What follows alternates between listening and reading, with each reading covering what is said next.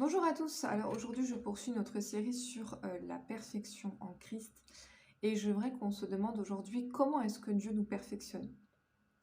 Et ça va pas vous plaire. C'est par la souffrance. Gloire à Dieu. Dieu nous perfectionne par la souffrance. Je dis pas qu'il est l'auteur de la souffrance, mais il permet la souffrance pour un temps, pour nous perfectionner. Dans Hébreux chapitre 2, verset 10, la Bible dit, Hébreux 2, verset 10, la Bible dit, « Il convenait en effet pour celui pour qui et par qui sont toutes choses, et qui voulait conduire à la gloire beaucoup de fils, éleva à la perfection par les souffrances le prince de leur salut. » Donc ça veut dire en fait que Jésus-Christ lui-même a été élevé à la perfection par la souffrance. Maintenant, nous les chrétiens, Dieu va permettre la souffrance dans notre vie pour nous perfectionner. Il n'en est pas l'auteur, mais il va la permettre.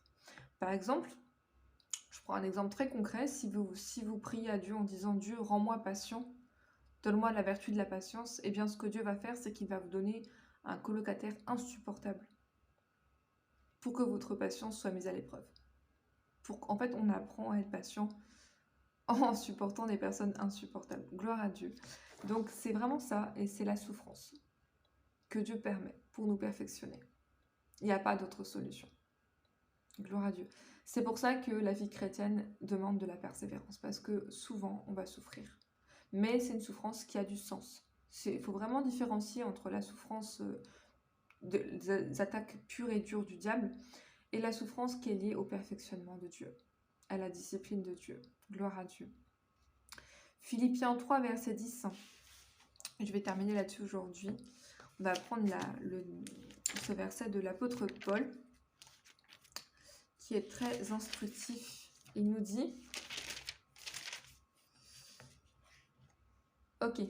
Afin de connaître Christ et la puissance de sa résurrection, donc là on est en plein dans la Pâque en plus, donc c'est vraiment ça, mais ensuite il dit la communion de ses souffrances. Et c'est assez paradoxal, comment est-ce qu'on peut prier pour entrer en communion avec les souffrances de Christ? Parce que derrière les souffrances, il y a la gloire. Donc derrière les souffrances, il y a le perfectionnement. Et il faut toujours passer par la croix avant d'entrer dans la gloire. Et ça, c'est un schéma qui ne change pas. Gloire à Dieu.